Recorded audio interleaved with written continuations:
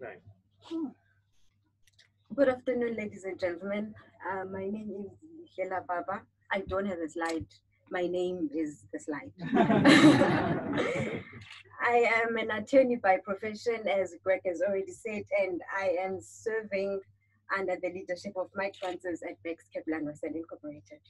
So for the past 7 months, I've had the opportunity and privilege to at least once in a month dot work, unapologetically so, and come to drink from this well of wisdom and knowledge that Rotary has created for us. It was exactly around this time last year when it had become evident that I had now fully qualified as an attorney. I had just passed my final board exam. That I thought to myself, okay, now that I'm unlocking a new level, in my professional life. I need to embark on a self-development journey. And I was still trying to unpack what that really meant for me. One day I received a call from my boss and he said, there's this leadership program that Leon, my colleague who's over there, was currently attending that I thought you'd be interested in. And when I saw the application form, I was like, yes, that is my personal development. But now it was tricky because it had a leadership element as part of it. Now, for me, leadership was a far-fetched concept because I thought that my introverted personality disqualified me from anything that is concerned with leadership.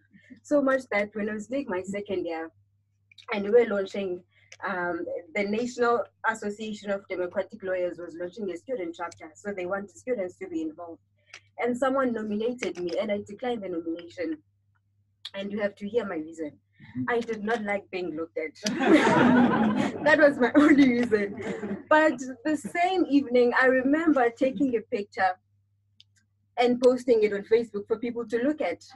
So that was not true.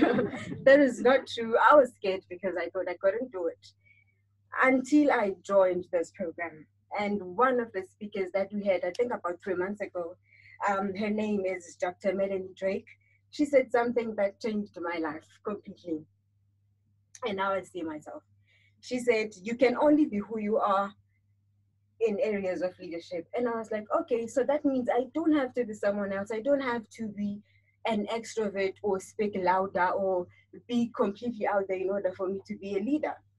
And while still trying to identify those areas of leadership she was referring to in my own life, I came across another statement by Ken Blanchard, who I got introduced to by this program. We had to watch one of his videos, and then I started following him.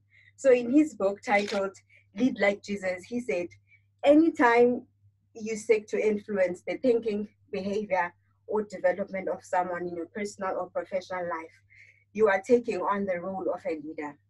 And that's when I gained the confidence that actually I am a leader because I do all of these things. I do influence people in some way or another. Now, one thing about me is that I love serving. I grew up in a boarding school, Catholic, so we were forced to serve so much that I ended up falling in love with it.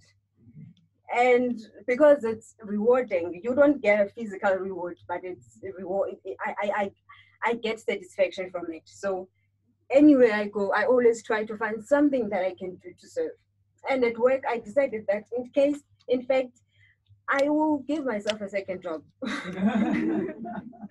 And my second job is I am a boardroom caretaker. I always make sure that the boardroom is clean. Just randomly, I'll just get up from my desk and go to the boardroom and just make sure that everything is in order. The chairs are packed nicely. There's enough hand sanitizer and there are tissues. And there's enough pens because I'm always giving away pens to clients. So I always have to make sure that there's enough pens. And while doing this, and whenever we leave, I always go and make sure that the windows are closed and the lights are off. And while doing this on a daily basis, I have a colleague of mine. Her name is Lizelle. So normally Lizelle and I would walk out together. And when we walk together, I would quickly rush to the boardroom and she'd stand by the stairs and wait for me. So I noticed that she also does the same thing. So now I realized, okay, so maybe this is my leadership. This is how I lead, by influencing the thinking of others. And that is what I plan to do for the rest of my life. as I will also be joining Rotary as a full member going forward. Awesome.